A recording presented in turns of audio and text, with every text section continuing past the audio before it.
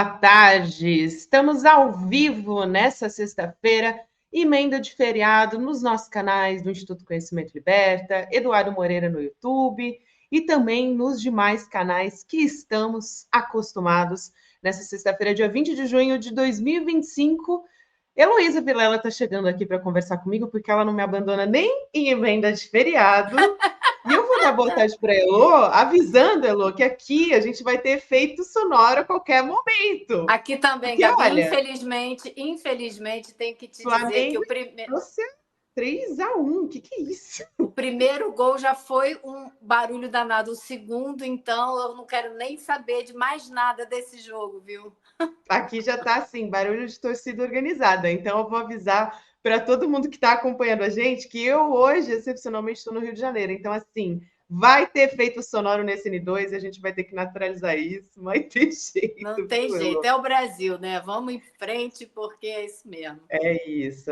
Elô, que é botafoguense, está se recuperando de ontem ainda, né? Então... Como Mas disse a um gente... amigo meu botafoguense, está comemorando, tô pro resto da vida. Beleza. É isso. Maravilhoso, adorei.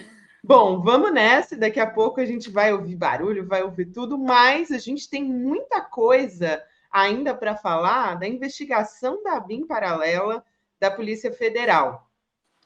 Vou trazer aqui uma manchete da Folha de São Paulo, uma novidade, né? Que a BIM paralela atuou até numa tentativa de virar a eleição de 2022. Isso é coisa nova e muito interessante, porque liga, faz um link, né, praticamente, com a trama golpista. Então, vamos lá. Essa informação que a gente está trazendo agora e que está na manchete da Folha, ela está naquelas mensagens que foram obtidas pelos investigadores. Então, só para entender esse rolo, tem um servidor da BIM que relatou numa dessas mensagens que um coordenador, que é o Alan Oleskovics, tinha convocado uma reunião, e nessa reunião que a gente está falando aqui, que foi discutida essa operação para virar a eleição. Aí, Elo, é muito importante a gente localizar essa reunião no espaço e tempo, né? Por quê? Porque foi no dia 3 de agosto de 2022 que isso aconteceu. Então, 2 meses antes do primeiro turno das eleições. E tem mensagem assim, eu vou abrir aspas aqui depois também, mas eles ficaram horrorizados, né, os servidores. Isso está relatado na matéria da Folha, com o conteúdo que foi conversado ali nessa reunião, né? Gabi, era um momento assim muito difícil para os bolsonaristas, porque 2 meses antes do primeiro turno, o presidente Lula estava com 47% das intenções de voto e Bolsonaro tinha 29%, imagina você.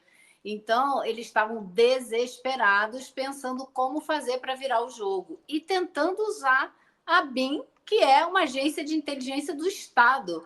Os servidores, então, esses servidores ficaram realmente chocados com o que estavam vendo ali dentro do órgão. E o que a gente está vendo hoje, Gabi, é a continuação desse choque, porque existem servidores dentro da BIM que continuam desesperados com o que eles consideram, primeiro, esvaziamento da agência e a permanência da cúpula da BIM no lugar. É isso que até agora eu não entendo, Gabi, porque a cúpula da BIM, o diretor-geral e os 2 subs dele foram colocados pelo governo Lula. E são pessoas que estão lá dentro tentando dificultar as investigações a respeito do uso da BIM no governo anterior.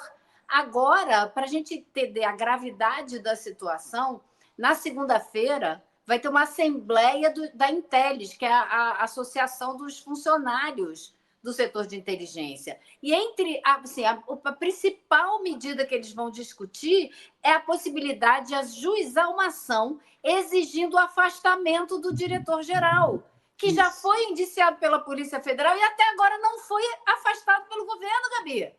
Como assim? Isso. Quem explica isso? Sabe?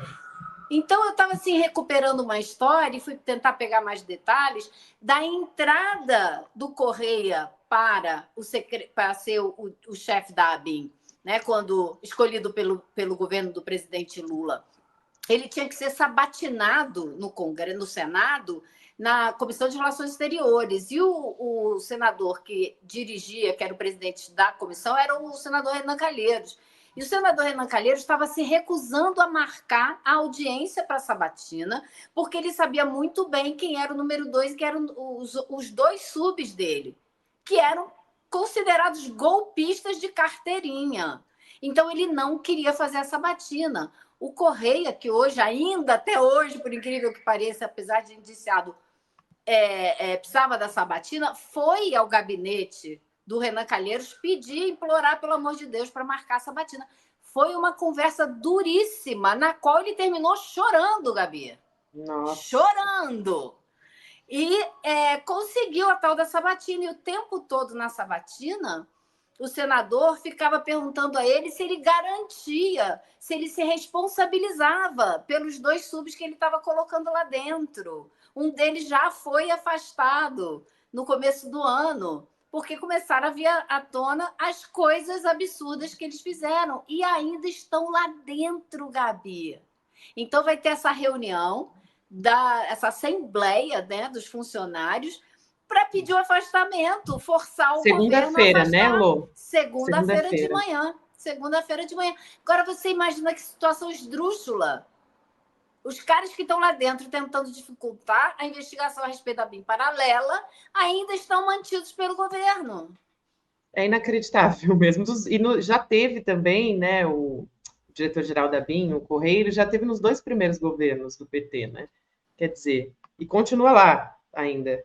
Está indiciado. É uma sucessão de absurdos, assim. O ministro que foi, quando foi indiciado, dançou.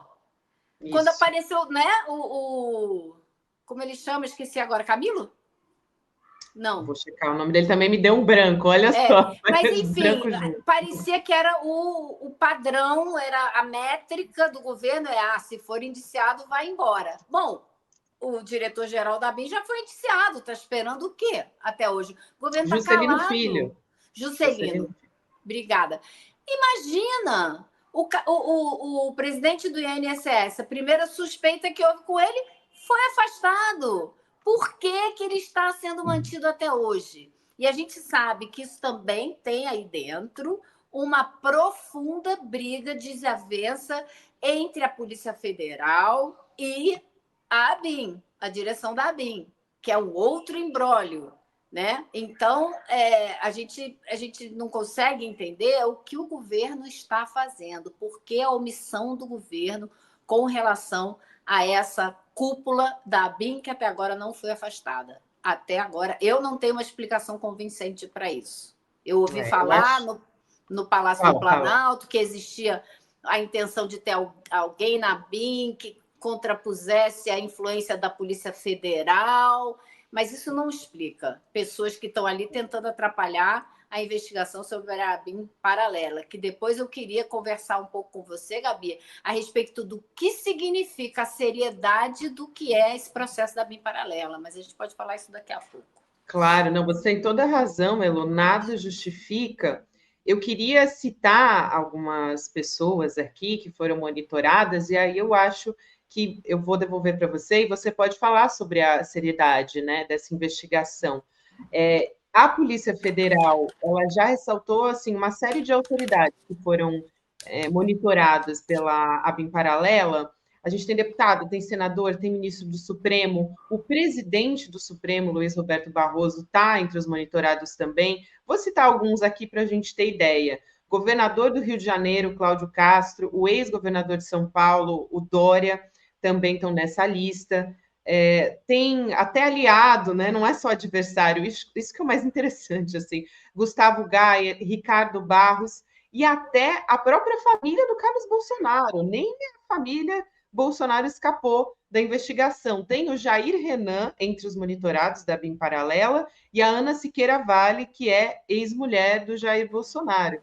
Então, assim, é uma lista assim, bastante impressionante quando a gente olha que era adversário, era aliado, era todo mundo que podia acender uma pulga atrás da orelha e pudesse prejudicar os interesses ali da cúpula, né?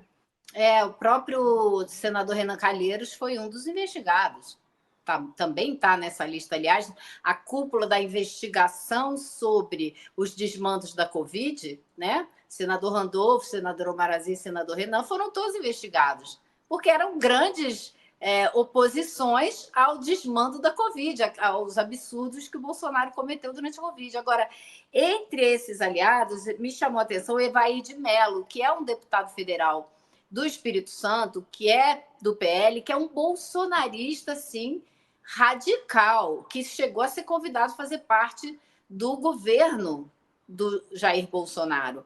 E hoje eu consegui falar com ele, perguntei para ele, mas o senhor não ficou surpreso de ter sido monitorado? Ele falou, não, é porque eu até cheguei a ser cogitado para ser ministro, e é normal que se faça uma checagem dos antecedentes de uma pessoa que vai ingressar no governo. Eu falei, tá, até aí eu vou. Até aí até concordo com o senhor, é comum que se faça isso. Agora, o número de deputados e senadores investigados, a maioria deles nunca foi convidada a participar do governo. No momento em que a gente não, né? Eles falam tanto das prerrogativas dos congressistas, o senhor está assinando embaixo? Ah, não, mas isso é inteligência de Estado, é para a segurança do Estado. Ele fez uma defesa da ditadura, clara, sabe, transparente, que o Estado pode tudo, em nome da defesa do seu próprio poder. Eu falei, mas deputado, existem leis, não é assim. Não, mas é inteligência do Estado, o Estado tem que cuidar da segurança. É uma loucura. Agora, eu queria destacar, Gabi, que assim, a seriedade do que foi feito na ABIN, a gravidade do que foi feito, para mim, é gigantesca, porque isso foi o golpe que foi dado e que foi consumado e que teve resultado. Não é como a tentativa de golpe e de manutenção dessa turma no poder. O golpe que a ABIN deu teve resultados concretos. Por exemplo, o desacreditar das urnas e do nosso processo eleitoral, a gente não recuperou até hoje. Eu passo no Congresso volta e meia. Tem grupos lá dentro fazendo campanha com camiseta sobre fraude, sobre voto impresso, como se não tivesse voto impresso, as eleições não estão valendo. Até hoje, Gabi. Então, esse golpe foi dado e funcionou. O uso da inteligência para promover narrativas mentirosas e distribuir na rede de fake news, mandando para a Argentina para de lá voltar pela imprensa oficial, né, pela grande imprensa brasileira. Isso já aconteceu, isso deu certo. Houve a lavagem da notícia, como disseram Alexandre de Moraes e Flávio Dino, no Supremo, nesse processo do julgamento da tentativa de golpe. Isso já aconteceu, isso já virou rotina. Então, a gente já está inserido nesse golpe, ele já está consolidado. Esse é um grave problema que a gente tem para enfrentar na sociedade brasileira. Muito grave, Elô, e a gente teve a divulgação desse relatório já na saída para o feriado. Então, agora a gente está esmiuçando ponto a ponto ali, lembrando, a gente falou aqui das autoridades também, mas o próprio CL foi citado, Leandro Demori foi citado, estavam querendo fazer uma correlação ali que não existe, né? Tentando atribuir a um recebimento de verba pública, não existe isso, né? Fazer essa correlação com o ICL. Mas a gente já noticiou isso na quarta-feira e agora a gente está esmiuçando, na verdade, toda a imprensa está falando a respeito disso e hoje a gente trouxe essa atualização também. Muito importante você trazer aqui, colocar a lupa em cima desse caso, porque é importantíssimo e acho que uma coisa, não tem como dissociar uma coisa da outra, né, Lu? Quando a gente está falando da BIM paralela, essas mesmas pessoas que estavam fabricando a desinformação, elas estavam ali ligadas ao processo da trama golpista. Então, e usando o aparelho do Estado, né? Olha o perigo que a gente correu. É isso que deixa a gente estarrecido, né? Quando a gente fala. E fica muito clara essa ligação disso tudo, né? E peças-chaves, né? Como o Carlos Bolsonaro, como sendo o ente, a pessoa de ligação entre justamente a BIM paralela e a tentativa de golpe. Ele está ali no meio daquele processo, né? Ele é o elo de ligação entre as partes. Então, esclareceu muita coisa. E eu acho impressionante, não me surpreende, mas impressionante o fato deles terem tentado tanto procurar alguma maneira de achar um caminho para desacreditar o ICL e que não conseguiram, não encontraram, tanto que não veio nada à tona a respeito do ICL. Mas eu acho muito importante a gente ressaltar isso, porque mostra o quanto o ICL está no caminho certo, o quanto que a gente está fazendo o trabalho correto, que está incomodando quem precisa ser incomodado, sabe? É assustador, é absurdo a gente ver que uma agência de Estado está sendo usada para isso? Claro que é, mas também corrobora a justeza, né? E o caminho acertado que a gente escolheu também corrobora. Exato, Elu. Eu queria sugerir aqui para a gente ir para a Inter também, porque a gente tem muito a falar sobre Irã e Israel. Não sei se você quer trazer mais alguma informação sobre a BIM paralela, senão a gente também vai seguir. A gente tem uma convidada para chamar aqui para conversar com a gente, que é jornalista que está acompanhando de perto, a Fernanda Simas vai conversar com a gente agora. Eu já vou trazê-la aqui, né, para a nossa conversa, dar boa tarde para ela. E aí, dar uma contextualizada nas novidades a respeito desse assunto. Fernanda, bom ter você com a gente. Aliás, obrigada, né, pela sua gentileza nessa emenda de feriado. Boa tarde. Olá, boa tarde, Alô, boa tarde, Gabi, a todo mundo que está acompanhando a gente aqui nessa tarde, emenda de feriado. Bom demais. Até o cachorro deu boa tarde, viu, gente? Vocês viram, Você viu? Né? Eu Não falei tem que ia ser um jeito. animais com efeito sonoro. É Que a gente isso está mesmo, fazendo ai, gente. remoto. É isso, é ao vivo e é mundo É real vida também. real. Exato. Fernanda, vou trazer uma novidade a respeito dessa história para a gente poder começar a nossa conversa. Primeiro, sobre o presidente da França, né, o Emmanuel Macron, dizendo hoje que a Europa vai fazer uma oferta de negociação completa, diplomática e técnica do Irã. Isso foram palavras dele, eu estou reproduzindo aqui. Tem ministros europeus que estão lá em Genebra para discutir a respeito desse assunto com representantes de Israel e do Irã também. Só que essa proposta do Macron, o que ela envolve? Né? O que eles estão chamando de compromisso do Irã zerar o enriquecimento de urânio. E os franceses também estão pedindo uma supervisão das atividades militares do Irã, também da libertação de cidadãos estrangeiros presos pela República Islâmica. Então, trazendo aqui um resumo dessa história, eu queria saber como é que você está avaliando a entrada do Emmanuel Macron nessa história e, ao mesmo tempo, também se deve surtir algum efeito, né? Porque a gente estava na semana passada dizendo como não tendo ali uma adesão, por exemplo, dos Estados Unidos, é muito difícil de alguma coisa ir para frente. Mas quero entender a sua análise aqui. Realmente a situação está bem complexa. Quando a gente olha para os Estados Unidos, a gente tem uma postura que uma hora o Trump fala que pode atacar, mas pode também não atacar, então a gente não consegue ter uma avaliação desse cenário, desse envolvimento americano para conseguir estabelecer as bases para quais podem ser esses próximos passos, tanto de Israel quanto do Irã. Quando a gente vê a França se envolvendo, é mais uma tentativa dos países europeus de continuarem tendo algum tipo de protagonismo em conflito internacional. A gente viu essa tentativa com a questão da guerra na Ucrânia e agora com essa questão entre Israel e Irã. Uma coisa que já está bem clara, e a não ser que mude significativamente, isso vá ter alguma resposta diferente, o Irã já falou que não vai abrir mão de todo o seu programa nuclear. Isso já está estabelecido. O chanceler já falou, o Ayatollah já falou. Então, assim, eu acho muito difícil que com essas bases algum acordo saia. De toda forma, a gente ter alguma solução diplomática, alguma negociação em curso, é um alento, porque as outras opções são terríveis. Então, assim, a gente precisa que alguém consiga achar uma solução diplomática, embora isso pareça muito distante neste momento.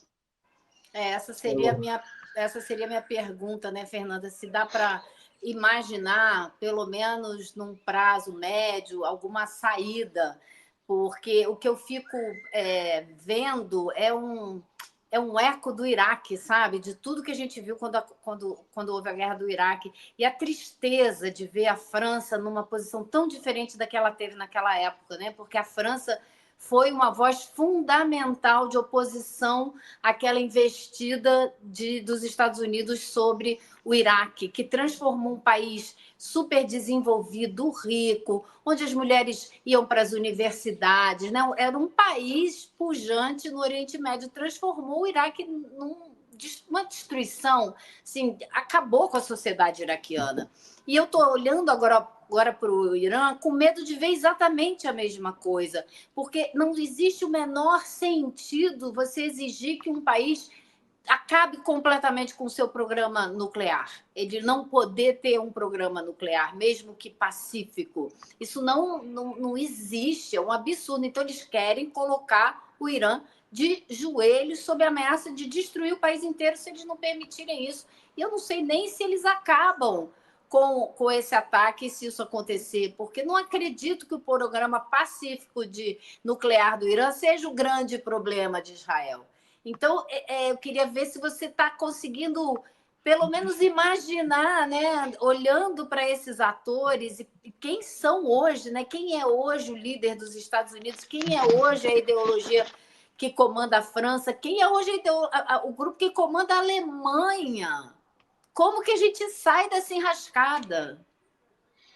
É muito difícil, a gente tem aí, só nessa sua fala, tanta coisa envolvida, porque, na verdade, se a gente for parar para pensar, um Irã com armas nucleares é um Irã que assusta não só o Oriente Médio. Então, quando a gente vê a Alemanha, a França tendo esse tipo de postura, a gente precisa levar em consideração que eles estão tendo essa postura ao considerar que, bom, então, de fato, o Irã estava prestes a ter uma arma nuclear, uma bomba nuclear.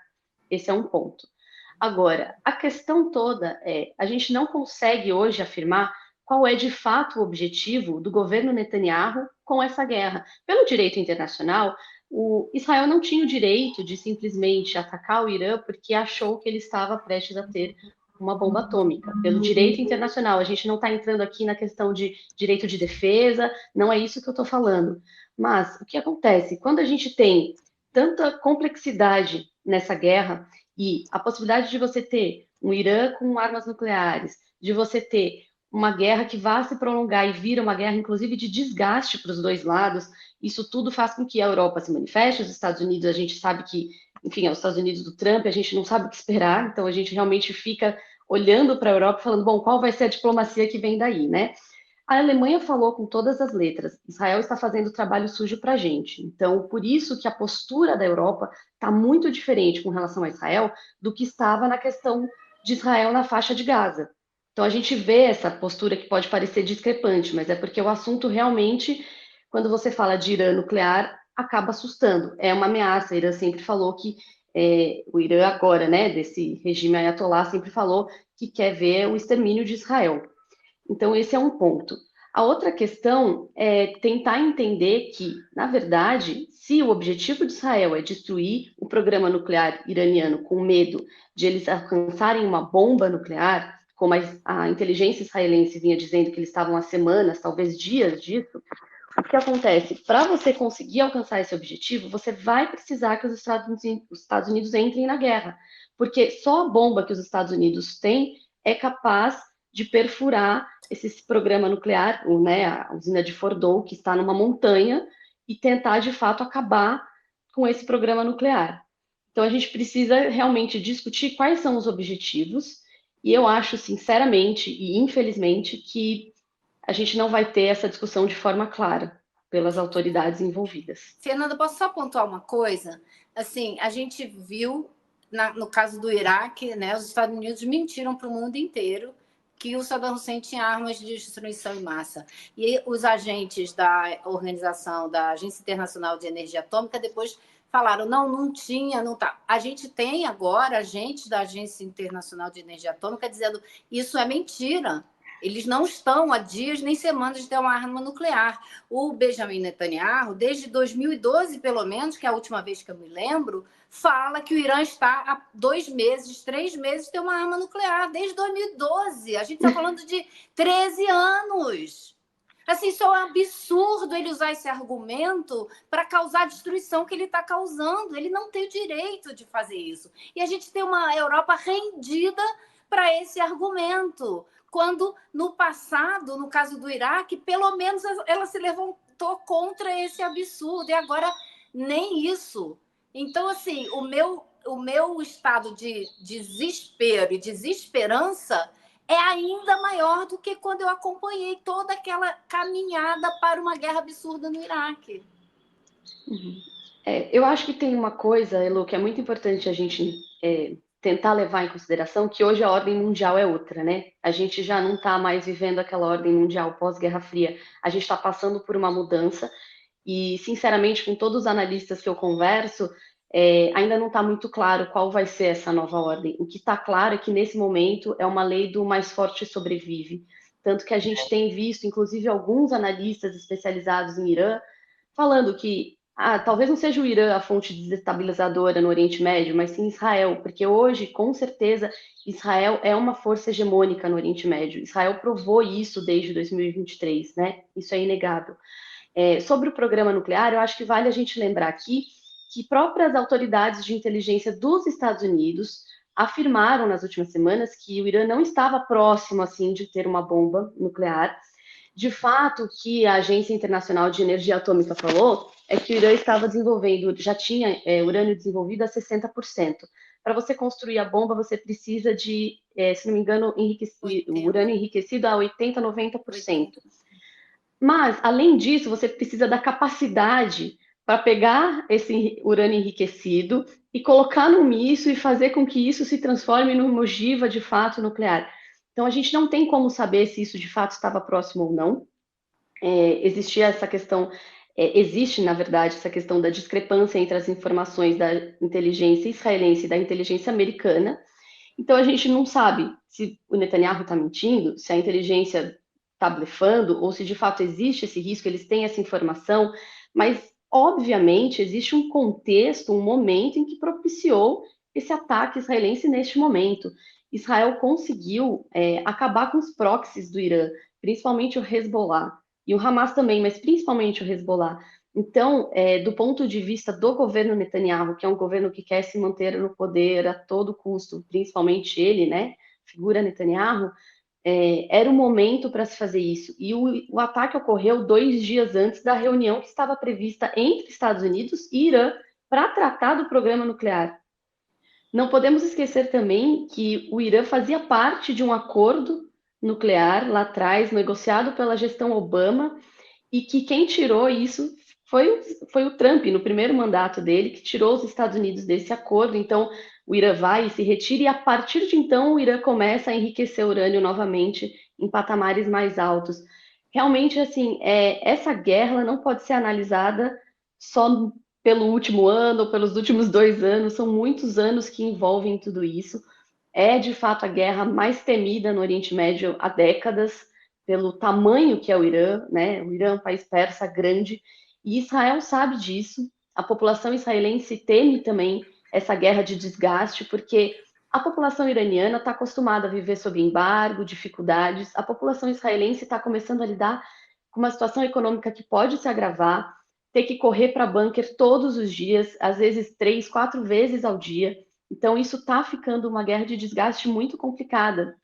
E aí eu trago aqui um outro elemento, que é o fato de discussões que já estão sendo levantadas sobre quanto que o sistema aéreo de defesa israelense aguenta.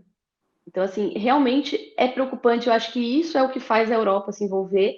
Mas, de verdade, se a França, a Alemanha acham que o Irã simplesmente vai abrir mão de seu programa nuclear, essa vai ser uma discussão que só vai levar mais dias e semanas e não vai ter um resultado.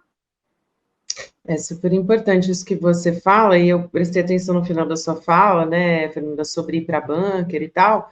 Na semana passada, a gente estava ouvindo muitas análises de como a população de Israel maciçamente estava apoiando Netanyahu, apesar de não ter uma pesquisa oficial sobre isso. Quando você olha para os órgãos de imprensa, sobre redes sociais, a população de Israel apoiando Netanyahu, né? Então, não sei também se isso vai ter uma durabilidade e se isso, de fato, vai fortalecer politicamente. Nesse início, talvez tenha sido, de fato, né, uma tentativa do Netanyahu, porque tudo para ele se perpetuar no poder, para ele se fortalecer, porque a imagem dele está muito desgastada por conta do genocídio em Gaza. Então, ele está com um interesse, claro, né, político a respeito disso. Mas não sei, assim, para a gente fechar a nossa conversa, eu queria talvez te ouvir sobre se de fato isso também não pode, com o andar dessa história, mudar de cenário. A gente tem uma diferença importante, Gabi, que o Irã, desde 1979, esse regime ayatollah tem esse discurso de que quer exterminar Israel. E isso assusta a população israelense. Eu estive em Israel em 2017 e esse já era apresentado, essa problemática já era apresentada como a principal da região, né? A maior ameaça existencial a Israel é o Irã. Isso sempre foi colocado. Então, você ter um Irã com armas nucleares para Israel é viver com medo eterno, uma coisa realmente muito complicada. E por isso esse apoio massivo. É muito diferente de quando você fala da questão de Gaza. Inclusive, o discurso do governo Netanyahu é diferente. Em nenhum momento ele se preocupou com a população palestina nos seus discursos, quando ele falou que ele ia atacar e que ele ia dizimar o Hamas. Com o Irã é diferente. Ele não fala em nenhum momento que ele vai acabar com o Irã, ele fala em acabar com o regime ayatollah, fala para a população, né? Ele faz discursos, olha, iranianos, vejam bem, não estou contra vocês, é contra os ayatollahs que oprimem vocês. Só que se ele espera que com essas ações ele vá derrubar o regime iraniano, isso também tem uma série de outras questões. A população iraniana não vai simplesmente acatar o que Israel está falando. Você tem que desestabilizar muito fortemente esse regime ayatollah. Claro que ele pode perder força e, a partir de então, começar um processo de mudança, mas isso leva tempo. Agora, esse discurso o discurso do Netanyahu está dessa forma: a gente quer acabar com os ayatollahs, a gente quer acabar com o Khamenei. Aí, vira e mexe, a gente quer acabar com o programa nuclear. Por isso que a gente não tem esse objetivo muito claro. Eu acho que, se essa guerra se alonga por muito tempo e fica uma guerra de muito desgaste e começam a surgir alternativas que, por exemplo, Israel não aceite, aí sim pode ter uma mudança de visão da população israelense. Mas isso precisa ficar muito claro. Eu estava lendo hoje no Haaretz, o jornal israelense, né? Uma frase que me chamou muita atenção no meio da matéria, que dizia: ao que tudo indica, Netanyahu entrou em mais uma guerra que ele não sabe da qual ele não sabe como vai sair. Né, cujo objetivo não é claro. Ou seja, se não é claro o objetivo, como é que você vai sair? Se você alcançou o quê? Né? Então, ele está jogando o país em mais uma situação que ninguém sabe no que vai dar. Com certeza. E isso vai envolvendo outros países do Oriente Médio e a população civil de todos esses países envolvidos, que não deveria ter que sofrer com essas decisões. Esse é o mais importante.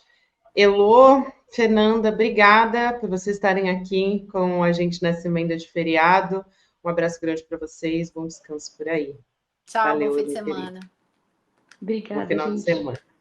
Bom fim de semana.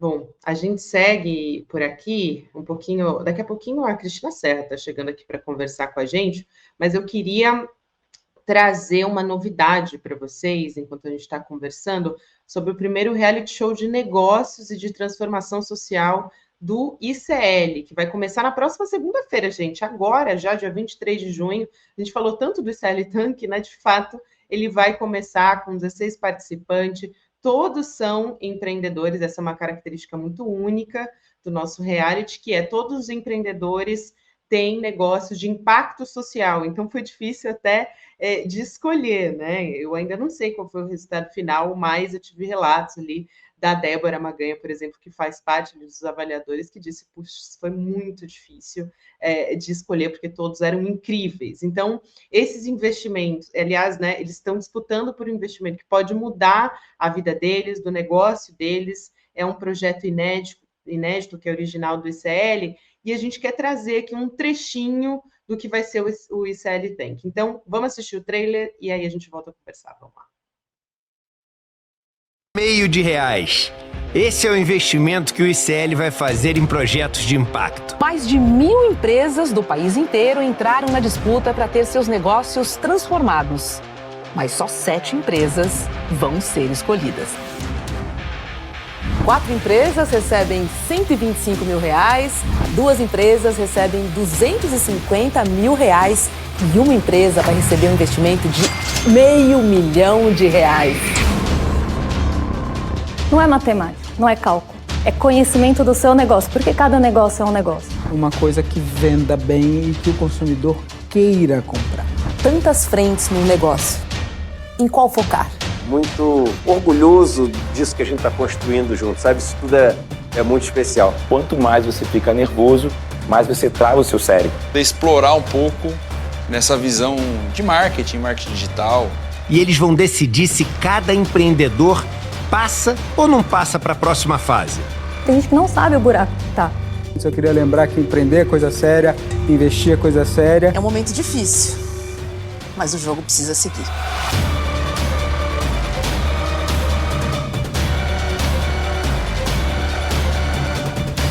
Topa ou não topa negociar com a gente?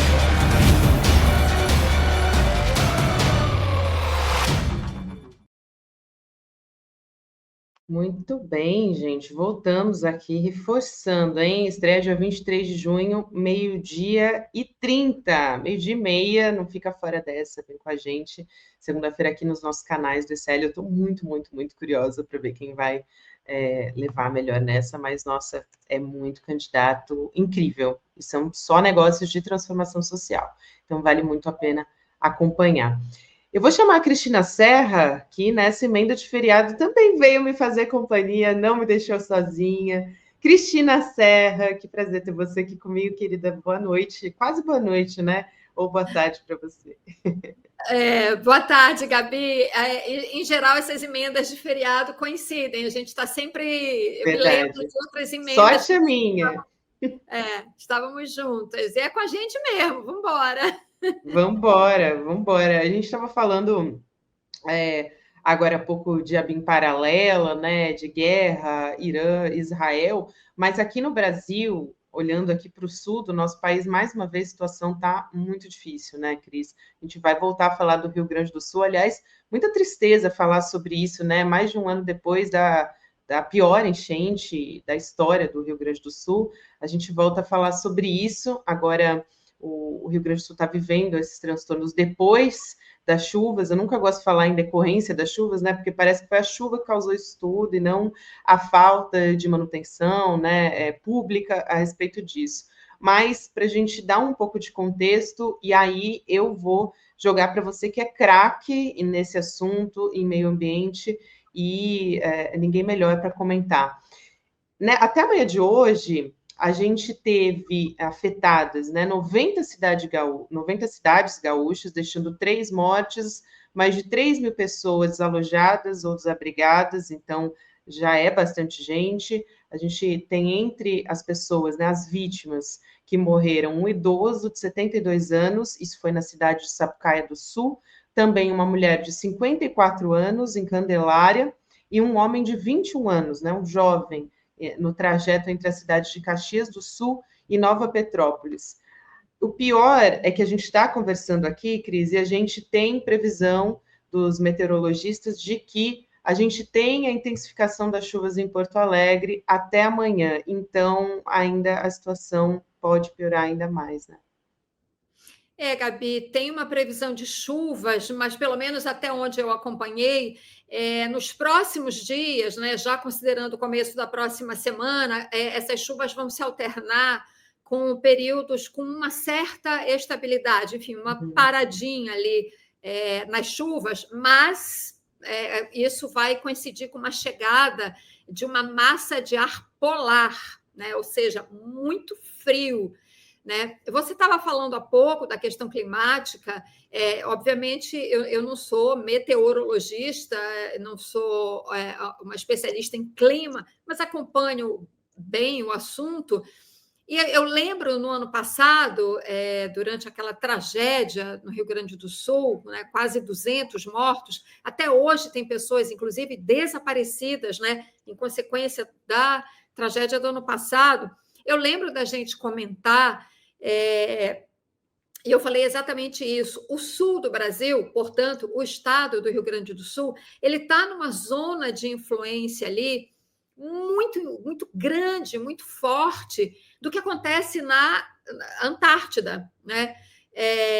Que é o chamado continente gelado, que sofre muito o impacto do aquecimento global, né? Essa crise climática que a gente já vem vivendo, que já está presente entre nós, e que se caracteriza justamente pelos extremos climáticos, seja calor intenso, seja chuva intensa, frio intenso, secas intensas. Então, o que acontece ali naquele pedaço do planeta acaba influenciando, infelizmente, de uma forma muito dramática, o sul do Brasil, portanto, o estado do Rio Grande do Sul. Então, isso é uma coisa, se continuar esse fenômeno do aquecimento global, se ele continuar nessa intensidade, se os países, os governos, enfim, o mundo não for capaz de tomar medidas para desacelerar, né, esse aquecimento global ou para conter o aquecimento climático, infelizmente, parece que essa perspectiva aí, né, dessas enchentes, dessas chuvas intensas, melhor dizendo, no Rio Grande do Sul, né, talvez a gente, infelizmente, tenha que se acostumar a isso todos os anos. Então, isso é um fenômeno muito grave, muito sério, que não é possível que não chame a atenção das autoridades para que elas façam o que tem que ser feito. E isso falando de uma maneira mais geral. Agora, a gente tem que considerar também o que foi feito do ano passado para cá em termos de investimentos, Gabi, nessa região, que não foi pouca coisa. O governo federal botou muito dinheiro no Rio Grande do Sul para obras de recuperação de tudo que foi danificado e para obras de prevenção. Então, neste ano, se as chuvas continuarem com essa intensidade, né, diante de tudo que foi investido, espera-se que a tragédia não se repita, né, porque o dinheiro foi enviado. Espera-se que as obras, de fato, tenham sido feitas.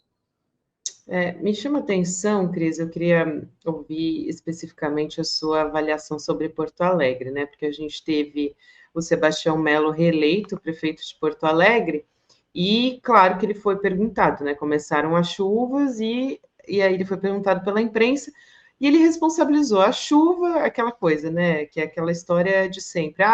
É uma concentração de chuva muito grande, um problema de áreas que alagam, enfim, mas ele também culpou as pessoas. Então, ele falou que não é problema de limpeza dos bueiros, enfim, boca de lobo e tal, é que a cidade limpa é aquela que ninguém suja. Então, se o bueiro está sujo, é porque se colocou lixo indevidamente nas ruas. Isso me chamou muito a atenção. Eu queria te ouvir especificamente sobre Porto Alegre também. Eu não tinha, eu te confesso que eu não sabia dessa declaração muito infeliz, né, do prefeito de Porto Alegre. Você culpar a vítima, culpar as pessoas atingidas no pior momento da vida dela. Aliás, desculpa, Cris, só para te dizer aqui, né, porque eu estava procurando informações a respeito disso, isso foi em 2024, que foi ali na transição da eleição. De qualquer forma, é uma declaração infeliz, de fato, mas foi feita alguma coisa nessa transição de 2024 para 2025, como é que você avalia, até porque o prefeito foi reeleito, né, e estava na responsabilidade de fazer essas obras? Sim, você pergunta se foi feito, o que foi feito em termos de obras desde então. Então, eu procurei exatamente apurar isso e simplesmente, Gabi, eu te confesso que eu mesma fiquei surpresa com os números. O governo federal, é importante que a gente diga, porque eu acho que as pessoas, de fato, como eu te falei, a gente mesmo que lida com informação todo dia, eu fiquei surpresa, imagino que a grande maioria das pessoas não saiba. O governo federal enviou para o Rio Grande do Sul, de uma maneira geral, incluindo Porto Alegre, né? Os números que eu apurei são os números macro, então não sei exatamente quanto foi, mas com certeza, pela tragédia que foi em Porto Alegre, boa parte desse dinheiro foi para lá. O governo federal enviou uma fábula de dinheiro para o Rio Grande do Sul, mas uma fábula. E você me permite aqui, eu vou dar aqui os números para que a gente possa entender o alcance.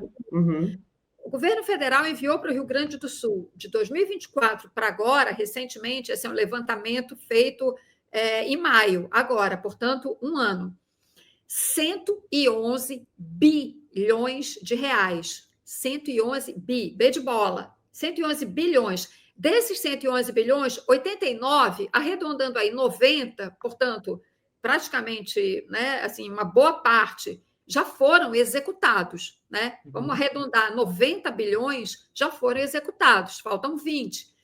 Portanto, é dinheiro,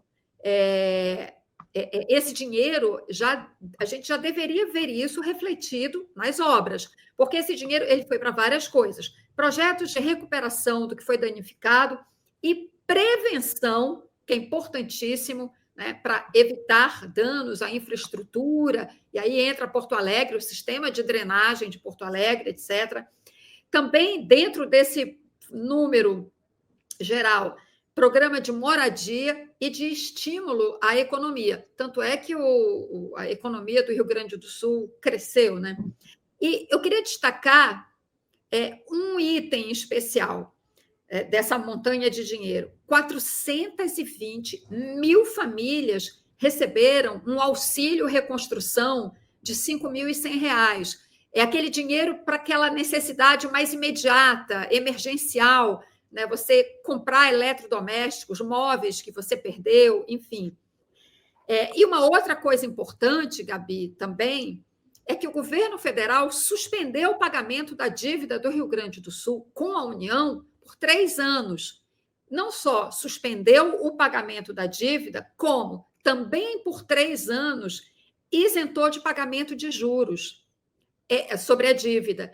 Essa isenção de pagamento de juros, ela chega a 18,9 bilhões de reais só de pagamento de juros que o governo do Rio Grande do Sul não precisará fazer à União. Portanto, a gente está falando de uma quantia monumental, né, que deveria estar aplicada, ter sido aplicada em obras de prevenção. Claro, nós estamos falando de chuvas muito intensas, fora da média, né, acima da média, né, mas, teoricamente, o governo do Estado, a prefeitura certamente também, né, devem estar mais preparados para enfrentar as consequências dessas chuvas, que, como você disse, a culpa da tragédia não é da chuva, é de algo que não foi feito, né, algo que deixou de ser feito ou que foi feito de maneira errada pelas pessoas que têm o poder de decisão e que têm o dinheiro nas mãos.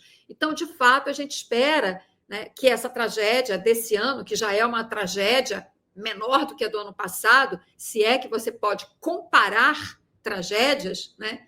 Mas a gente espera que, de fato, não aconteça o que aconteceu no ano passado, em termos de perdas em vidas humanas, né, em patrimônio das pessoas, né, e as perdas para a economia do Estado. Mas, enfim, nós já temos 3 pessoas mortas, as pessoas apavoradas. Eu li vários relatos, Gabi, na imprensa, do estresse que foi e está sendo para essas pessoas, né, porque automaticamente, quando a chuva vem e não passa, não para, né, as pessoas relatam que não conseguem dormir, porque vem novamente à mente o que elas passaram no ano passado. Então, elas mal se recuperaram do ano passado e se veem novamente diante da ameaça de passar por tudo novamente. Então, nós estamos falando de uma coisa, de fato, muito grave para a população do Rio Grande do Sul. Boa, Cris, eu também estava pesquisando aqui, que eu me lembrava da questão das comportas, né? Ali na época, em maio de 2024, quando começou, né?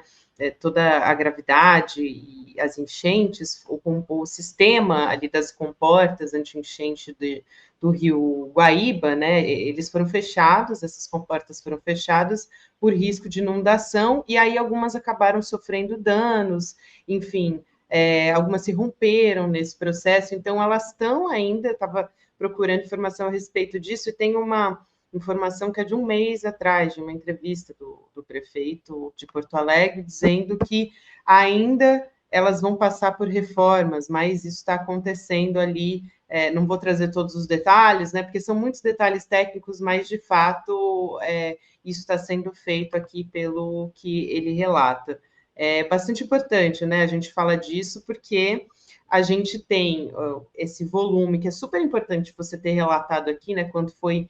É um investimento você tratar, né, do sistema de proteção contra inundações da cidade. E aí a manutenção desse sistema é responsabilidade da prefeitura. Até por isso que eu perguntei, né? Por isso que é super importante aqui você trazer esse relato para a gente. Cris, eu não sei se você quer acrescentar alguma informação, porque também a gente tem um convidado esperando a gente aqui também. Então, vou passar para você rapidinho, só para você fechar seu raciocínio.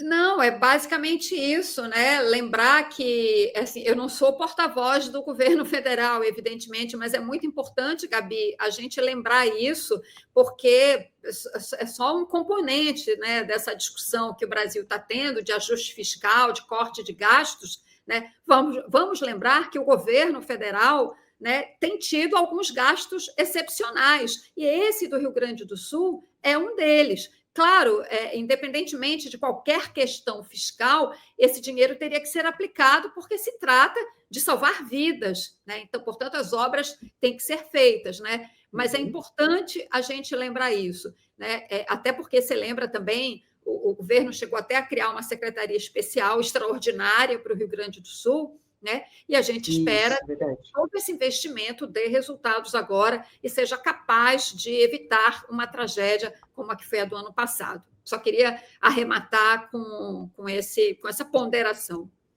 Super importante. Cris, eu vou chamar aqui o nosso convidado, que é o professor Jorge Alexandre, e já vou contextualizar que a gente tem novidades daquele caso do relógio que foi destruído, que foi um presente, né, na época do rei Dom João VI, que foi dado pelo Luís XIV da França, naquele relógio que foi vandalizado depois do ataque do 8 de janeiro. A gente tem novidades a respeito dessa história.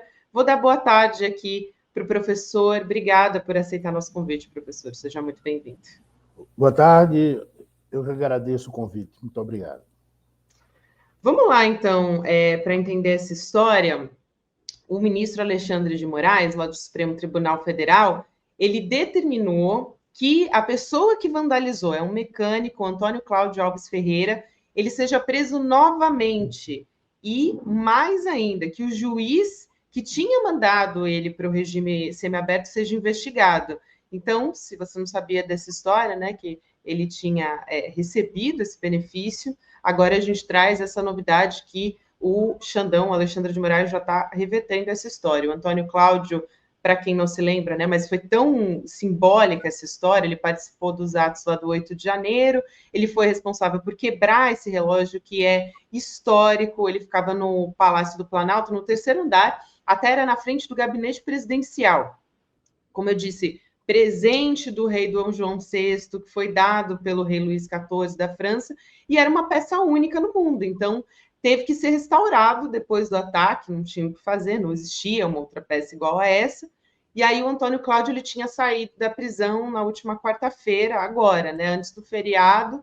Quem decidiu por isso foi o juiz Lourenço Migliorini, de Uberlândia, interior de Minas Gerais, e ele também determinou a progressão de pena para o regime semiaberto. Aí o Alexandre de Moraes decidiu, né, ele trouxe nesse documento uma afirmação dizendo que o juiz não tem competência para converter essa pena e que o condenado também ainda não tem tempo suficiente para ser beneficiado pela progressão, né? O Antônio Cláudio ele pegou 17 anos e, por enquanto, ele só tinha cumprido 16% da pena. E, por lei, a migração ela só pode acontecer a partir de 25%. Então, ficou assim, a gente ficou meio sem entender, né, professor, para te passar para a sua análise de onde veio essa decisão que agora está sendo debatida. Bem, eu não sou um jurista, advogado, né? Mas confesso que quando eu vi esse resultado, essa decisão da justiça aqui do Triângulo Mineiro, eu estranhei, né? Porque achei que a proporção da pena tinha sido cumprida muito pequena para isso ter ocorrido, né? Isso me parece que a cultura, né, política da extrema-direita e tal, tem uma força muito grande, não só no estamento militar, mas também no estamento jurídico. Que me pareceu uma atitude de desobediência do judiciário, do juiz que cometeu tomou essa decisão, né?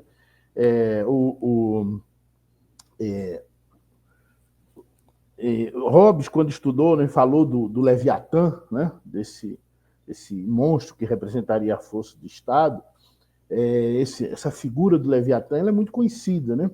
Mas se conhece bem menos a figura que ele também explorou num livro específico do Behemoth, né? Que seria um outro monstro de origem bíblica e tal, mas que enquanto o Leviatã representa a força do Estado sobre os indivíduos, né, na perspectiva da busca do interesse público, né, o Behemoth significaria a força do Estado sendo usada para a desestruturação da sociedade através de uma fragmentação do poder do Estado, né? O cientista político e jurista britânico de meados do século passado, Newman, escreveu um livro sobre isso, usando a figura do Behemoth para representar o Estado nazista na Alemanha, e ele me chamou a atenção de algo muito interessante. Tem um capítulo, acho que é o capítulo 10º do livro, não me lembro agora exatamente qual é o capítulo, que ele vai chamar a atenção de que o nazismo, né, ele ascende ao poder na Alemanha após todo um processo de destruição do Estado de Direito, a partir de uma popularização, de uma generalização de uma jurisprudência, né, de uma doutrina, na verdade, da discricionalidade praticamente total discricionalidade do agente do sistema de justiça, principalmente os juízes, mas que no nosso caso aqui também seria de figuras do Ministério Público, né? E a gente vê no Brasil, não é de hoje, né? A Lava Jato foi a grande demonstração disso, que esse Behemoth, ele de vez em quando emerge, né? Quando Chico Buarque falou lá na música, né? Ver emergir o monstro da Lagoa, esse monstro da Lagoa, ele tem um nome, ele foi pensado lá por Hobbes como Behemoth. E esse monstro da Lagoa, ele tem aparecido muito no Brasil através dos estamentos, do estamento militar e também do estamento jurídico, né?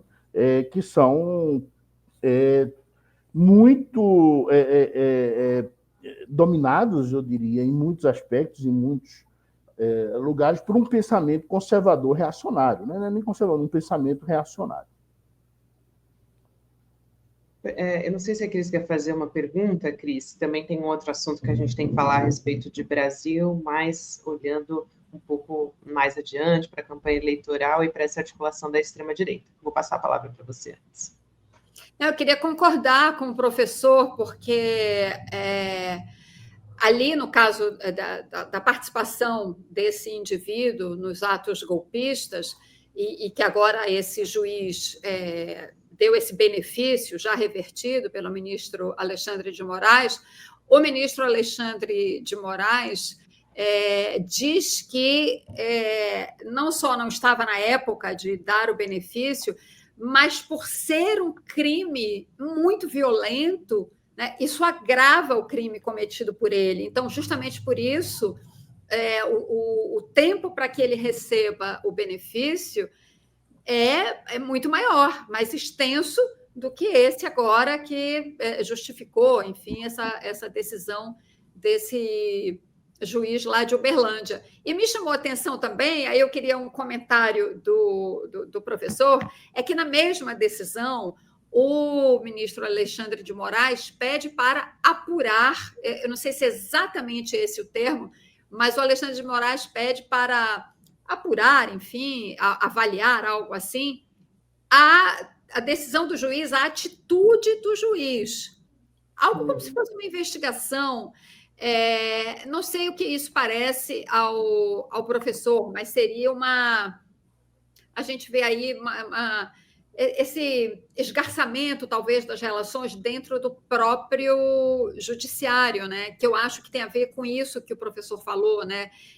De uma parte do estamento do judiciário no Brasil, né? Não saberia dizer se foi colonizado, digamos assim, pela extrema-direita, ou se sempre teve um traço conservador e que, com a ascensão da extrema-direita, se sentiu fortalecido para, enfim, né, mostrar esse seu lado, digamos assim, mais politizado, né, no sentido de estar mais próximo da direita ou da extrema-direita. Queria um pouco da análise do professor sobre essa situação interna ao judiciário. Pois é, o judiciário brasileiro, eu acho que vive desde a Lava Jato um fenômeno semelhante ao que aconteceu com os militares na ditadura, né, em que a autoridade, a hierarquia e o respeito à regra, né, se perde, principalmente lá no caso da ditadura militar, com as 5, né? Que lembremos daquela advertência que foi feita por Pedro Aleixo, né, do guarda da esquina, né? Então, você teve algo agora semelhante a partir da Lava Jato, é bom que se diga, com a conivência do Supremo, naquele momento. Agora, o Supremo está tendo que correr atrás, né, para reverter o estado caótico que se observa no sistema judiciário brasileiro, né, e que era visto como natural, e aí a mídia tradicional tem muito culpa, porque lembremos que o hoje afastado juiz federal do Rio de Janeiro, da Lava Jato, o juiz Bretas, o juiz Bombadão, que ficava tirando fotos mostrando sua musculatura e tal, ele disse que no gabinete dele a lei que valia era a Bíblia, né? Isso era motivo suficiente para o Conselho Nacional de Justiça, naquele momento, tê-lo afastado, porque a lei que tem que valer primeiro é a Constituição e depois a legislação do país, e não a Bíblia. E tudo isso foi sendo tolerado pela mídia, foi sendo tolerado pelos tribunais superiores, e assim como, né, o Ernesto Geisel, quando abriu os olhos, tinha perdido o controle sobre as Forças Armadas, houve aquele confronto com o Silvio Frota em 77, se não me engano, né, que ele termina afastando o Silvio Frota, é um pouco... os tribunais superiores, em particular o Supremo, né, e também o Conselho Nacional de Justiça, estão tendo que fazer hoje um pouco o que Geisel e Golbery fizeram na ditadura, né? Retomar a rédea do sistema, no caso, né, do estamento militar, agora do estamento jurídico, né, o Supremo, felizmente, agora, finalmente, está se mostrando minimamente merecedor, né, da responsabilidade que tem, mas durante muito tempo agiu de forma conivente com o Bemote, esse monstro do descontrole, da pulverização do poder do Estado, para que os agentes do Estado possam usurpar o poder que vem do povo, está lá na Constituição, e fazer uso dele da forma que bem quer. Seu áudio, Gabriela, você está sem som, Gabriela. Obrigada, gente. Eu fechei o áudio, na verdade, porque estava tendo fogos aqui por causa do Flamengo, né? Eu avisei no começo do programa que a gente ia ter efeito sonoro, mas para não atrapalhar a conversa, eu fechei o áudio. Eu não torço por esses times que estão no Mundial, não, mas reconheço que o futebol brasileiro nesse Mundial está virado no moide coentro, como a gente fala em Pernambuco. É verdade, professor, tá mesmo. Aqui está a maior festa, então... Impressionante o resultado. É impressionante, eu também fiquei muito impressionada. A gente não podia imaginar. Sem dúvida nenhuma. Eu quero muito agradecer vocês dois por estarem aqui comigo nessa emenda de feriado, assim, pelo tempo de vocês. Obrigada demais. A gente vai continuar discutindo esses assuntos também na semana que vem. Professor Jorge Alexandre, um prazer. E Cris Serra também. Sempre amo passar uma emenda de feriado junto com você, querida. Um beijo grande. Beijo. Até mais, muito obrigado. Fiquem Até com Deus mais. no Senhor no Balai de Santo, como eu sempre digo. O senhor também, professor. Obrigada. A gente segue por aqui. O Igor Melo já está me esperando aqui nos bastidores, mas antes eu tenho uma notícia que eu vou comentar com ele também. A gente teve a notícia de que o ex-presidente Jair Bolsonaro passou mal hoje. Ele estava num evento em Goiânia e aí ele cancelou toda a agenda que ele tinha marcado por lá. Retornou para Brasília e deve ser constado pelo mesmo médico que operou ele. Ele ficou internado, né? Vocês devem se lembrar, por mais de 2 meses no Hospital DF-Star. E ontem, durante esse evento que foi na cidade de Aparecida de Goiânia, o Bolsonaro chegou a dizer que estava muito mal. Enfim, vamos ver os detalhes, a fala do Bolsonaro a respeito disso. E eu já chamo o Igor Melo para a conversa. Vamos lá. Desculpa aqui que eu estou muito mal. Desculpa, não, tá? Eu vomito 10 vezes por dia, talvez. Talvez dessa primeira daqui a pouco. Então, nós voltamos a admirar nossa bandeira, a cantar nacional, a falar em família, a falar em Deus. Olha, Igor, vou dar boa tarde para você. Já te peço desculpas por esse vídeo, né? Que eu também fui obrigada a ver, que toda a nossa audiência foi obrigada a ver. Eu fiquei muito impressionado, porque assim. Ele parece, né, no vídeo, ele aparenta estar muito mal mesmo, só que ele está viajando pra caramba nos últimos dias, nessa tentativa de fortalecer a base dele, né, de pregar pedido de anistia política por causa da trama golpista, né, ele quer ser anistiado, e tem ato também no final do mês, dia 29 de junho, em São Paulo, então me impressiona, assim, né? Boa tarde, Gabi, sempre bom estar aqui com você, nesse N2 Live, né? Assim, eu acho que a gente tem que separar a política do ser humano, né? Assim, ele é uma pessoa que, por tudo que aconteceu, da questão da facada e tudo mais, tem problemas de saúde, mas, assim, por outro lado, a gente tem que lembrar que o show de vitimização, que foi a última internação dele, e lembrar também que um dos últimos eventos que ele esteve, antes de agora se consultar com o médico, era uma churrascada, né? Assim, ele estava numa churrascada, com o lançamento de uma picanha, com a foto dele lá em Goiás. Então, assim, acho que o mínimo esperado de uma pessoa pública é que ele se cuidasse, já que ele tem todas essas dificuldades de saúde. Assim, é complicado porque, assim, a gente sabe que é uma pessoa, assim, idosa e que tem esse quadro complicado, mas aí soa como uma negligência com a própria saúde e depois ele vai se vitimizar, falar de novo de Adélio e etc, né? Exatamente. É isso que sempre chama atenção. Mas, de fato, ali, esse vídeo, assim, ele falou que estava comentando 10 vezes por dia, gente. Eu fiquei, assim, muito impressionado.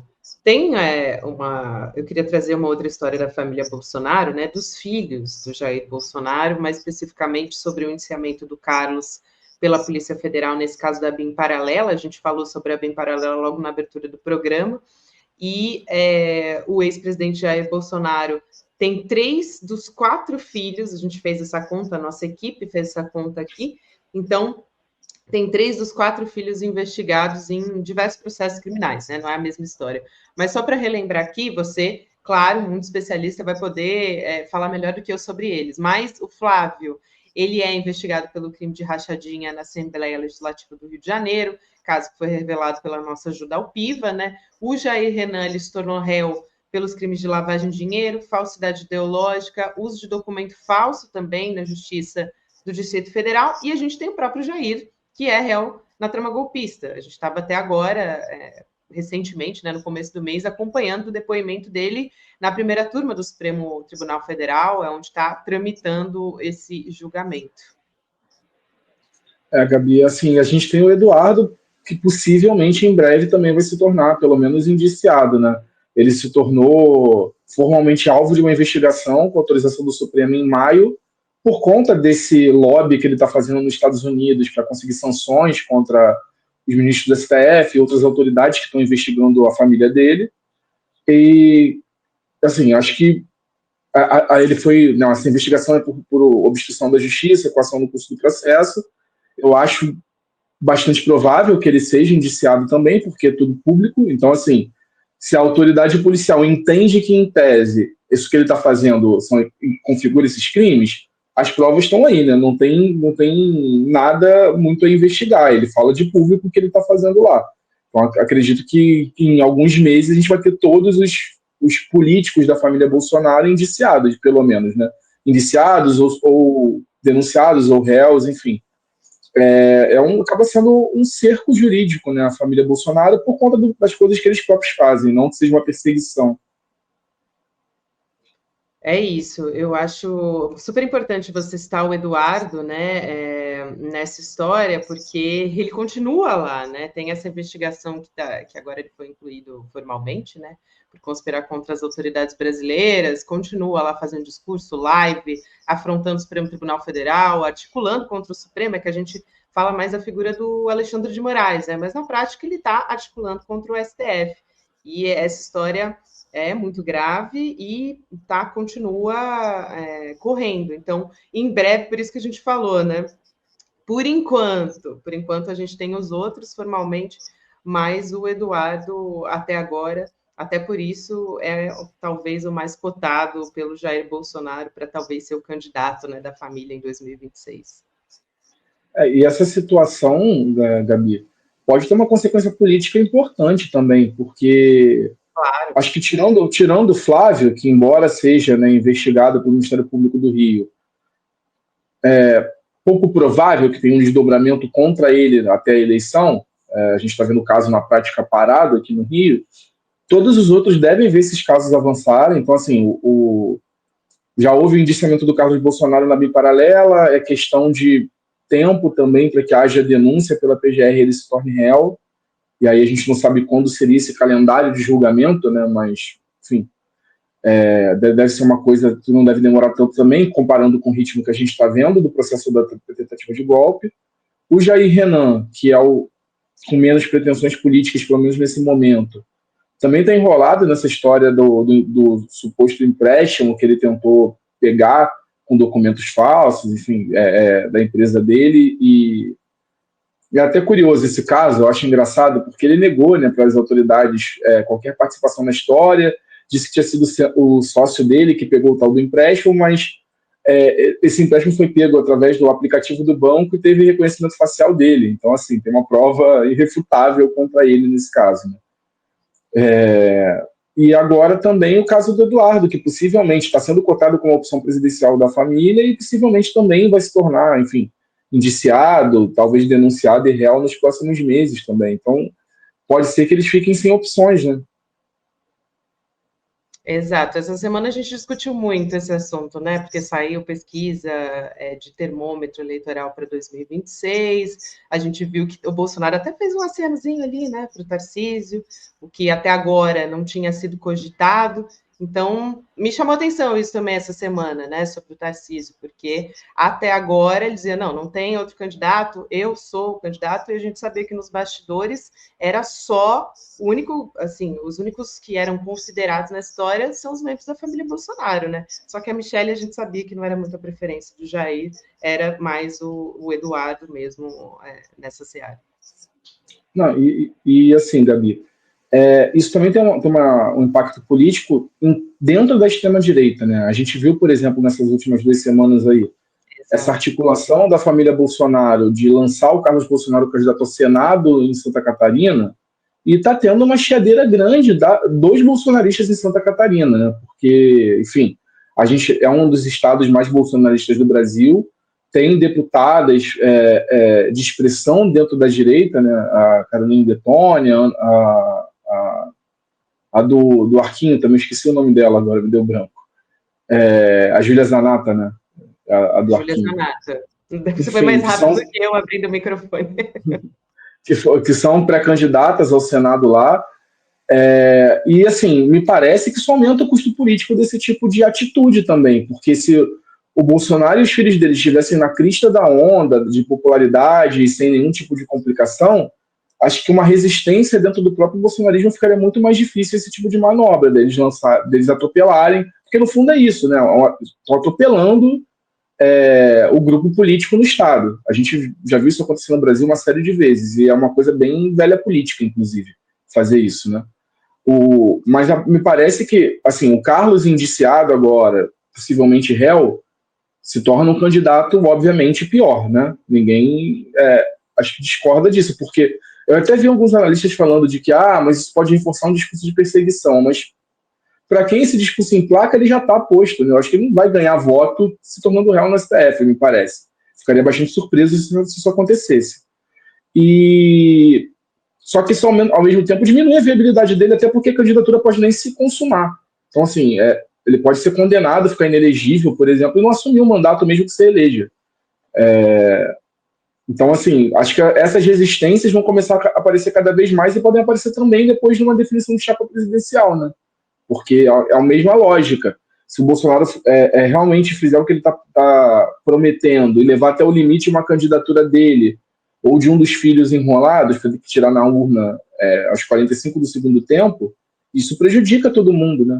Prejudica os candidatos a deputado federal, os candidatos ao Senado, os candidatos ao governo e quem for, e ao grupo político na tentativa de se eleger a presidência também. Então, assim, talvez a gente esteja começando a ver uma fissão interna aí que seja importante observar. Tô contigo, Igor. Acho que o cenário ainda vai se desenhar muito, né? A gente viu pesquisa essa semana mostrando o aumento da rejeição do Bolsonaro, e não dá para deixar de dizer também o presidente Lula, meio que ao mesmo tempo ali, enquanto o Tarcísio estava com uma rejeição baixíssima. Talvez por isso o Bolsonaro falou, tá, vou fazer um aceno para ele dessa vez, né? Porque, de fato, é difícil ele abrir mão ali dos interesses da família. Meu querido, você tem alguma consideração ainda para fazer? Ou vamos nessa, então, dessa emenda de Vamos feriado? nessa, vamos sextar no feriadão aí, Copa do Mundo de Clubes, todo mundo aqui no Rio feliz, né? Os times aqui do Rio produzindo muito bem. Você, né, meu amigo? Pô, eu tô felicíssimo. O Botafogo ontem deu uma alegria absurda. Eu só não tô de camisa do Botafogo aqui porque não pode, né? Se eu pudesse estar aqui ao vivo com a camisa do Botafogo, eu estaria. Mas, enfim. Bom final de semana para você, Gabi, para todo mundo. A gente ainda teve essa goleada hoje aí, para realmente, olha, deixar todo mundo estarrecido. Igor, parabéns, então, meu amigo botafoguense. Bom final de semana. Eu vou, inclusive, deixar, sexta-feira, sabe que hoje é um dia sagrado no L2, né? Quando a gente está no estúdio, tem que liberar a Jurubeba. Então, não tem o Chico Sá do meu lado, tem você hoje, então vou deixar você. Olha só que honra liberar a Jurubeba. Caraca, agora eu vou botar no meu currículo isso. Vamos, tá liberada a Jurubeba, vamos embora. Sextou. Pô, maravilhoso, ó. Aí, vamos embora.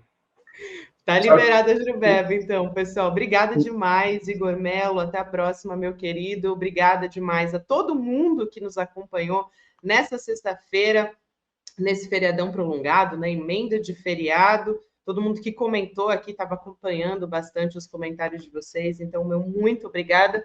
Na segunda-feira, a gente tem a nossa programação do ICL Notícias totalmente padrão. Então, a gente volta às 7 horas da manhã com o Desperta, depois tem N1, depois tem Detalhes, Mercado de Investimentos, por aí vai. Então, vem com a gente nessa segunda-feira, tem novidade, também tem a estreia do nosso reality show. Não deixa de acompanhar, 12h30, você vai acompanhar tudo com a gente no ICL Tanque também. Até segunda-feira, né? Segunda-feira eu estou de volta também, no N2 e no Em Detalhes. Uma boa noite para todo mundo. Tchau, tchau, gente. R$1,5 milhão. Esse é o investimento que o ICL vai fazer em projetos de impacto. Mais de 1.000 empresas do país inteiro entraram na disputa para ter seus negócios transformados. Mas só 7 empresas vão ser escolhidas. 4 empresas recebem R$125 mil, 2 empresas recebem R$250 mil e uma empresa vai receber um investimento de R$500 milhão. Não é matemática, não é cálculo. É conhecimento do seu negócio, porque cada negócio é um negócio. Uma coisa que venda bem e que o consumidor queira comprar. Tantas frentes no negócio. Em qual focar? Muito orgulhoso disso que a gente está construindo junto, sabe? Isso tudo é muito especial. Quanto mais você fica nervoso, mais você trava o seu cérebro. Explorar um pouco nessa visão de marketing digital. E eles vão decidir se cada empreendedor passa ou não passa para a próxima fase. Tem gente que não sabe o buraco que tá. Eu queria lembrar que empreender é coisa séria, investir é coisa séria. É um momento difícil, mas o jogo precisa seguir.